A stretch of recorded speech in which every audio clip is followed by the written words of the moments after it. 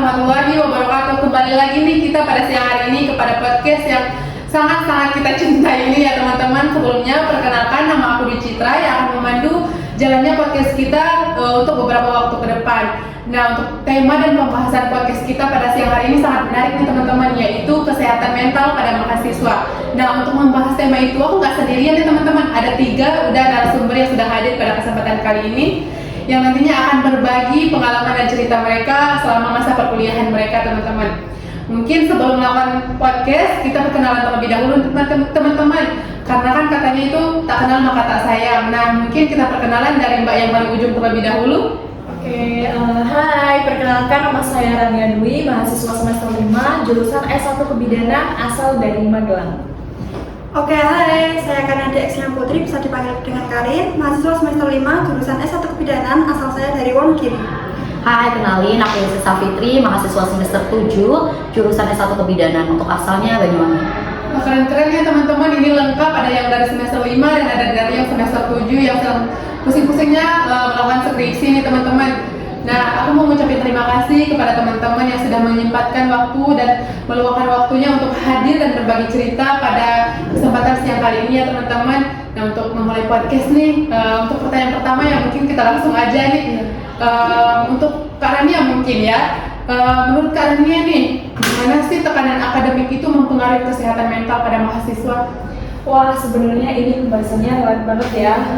Dari pengalaman saya sendiri di semester 5 ini kan memang banyak banget tugas ya. Misalkan dari aku sendiri ini udah mengerjakan tugas 1, 2, 3, sudah deadline ya. Nanti ada lagi tugas, ada lagi deadline. Jadi kayak nggak ada habisnya gitu. Nah itu jadi kebawa pikiran ya, sampai nggak bisa tidur, terus juga bikin capek, terus gagal fokus seperti itu.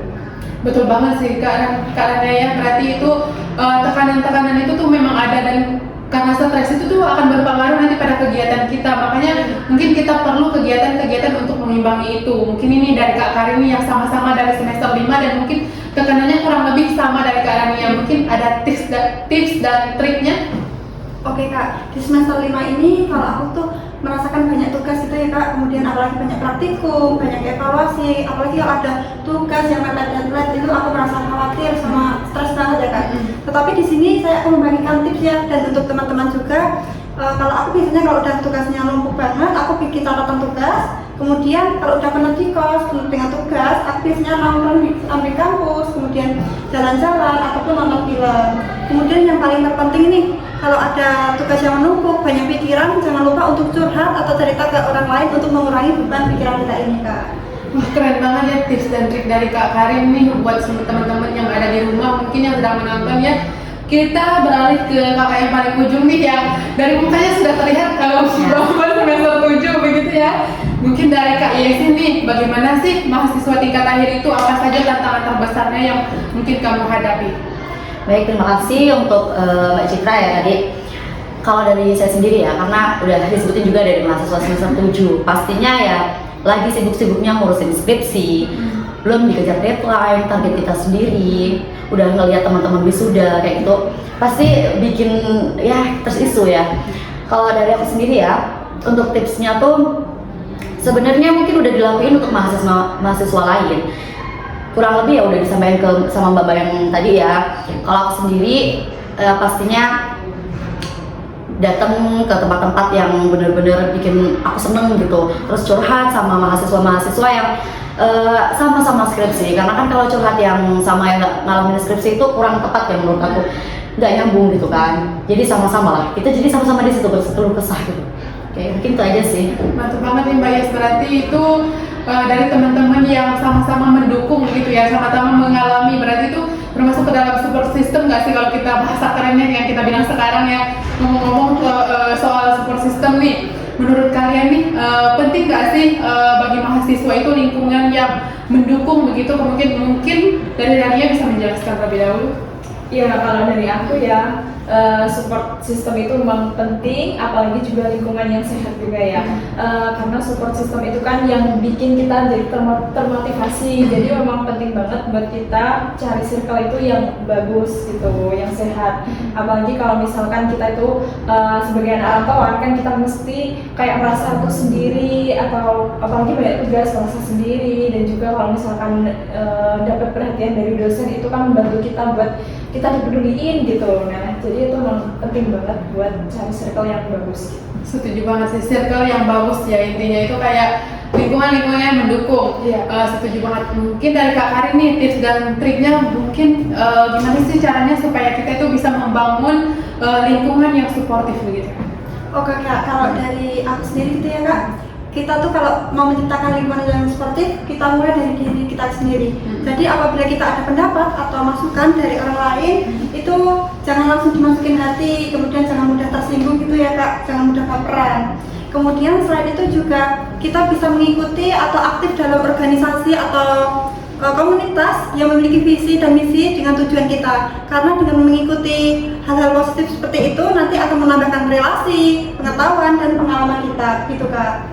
Wah, keren banget ya teman-teman tips dan triknya dari Mbak Karin nih teman-teman. Yaitu kita bisa dari lingkungan yang positif itu dari organisasi, atau kita itu jangan mudah baperan gitu terhadap lingkungan kita dengan omongan orang lain gitu ya teman-teman.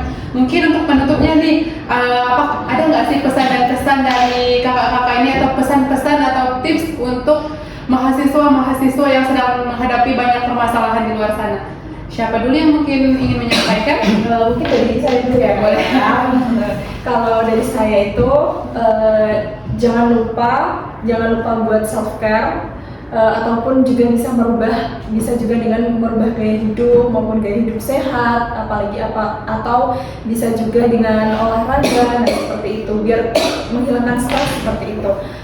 Dan jangan lupa sangat penting banget yaitu buat self reward ya, memberikan apresiasi pada diri kita sendiri, karena yang namanya kita kan sudah melewati banyak proses ya, jadi memang penting buat self reward gitu kalau bagi aku seperti itu. Keren banget. Mungkin dari yang semester 7 nih teman-teman, ada tips dan triknya atau kesan dan kesannya? Baik, terima kasih. Maaf ya Mbak, saya rada batuk. Iya, nggak apa-apa. Kalau dari aku sendiri ya, mungkin ini aja sih, kan kita sama-sama perantau ya. Jadi ini aja, jangan terlalu sungkan untuk minta bantuan.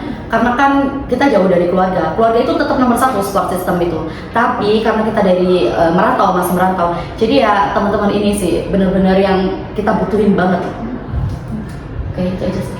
Terima kasih untuk Mbak Yesi yang telah menyampaikannya.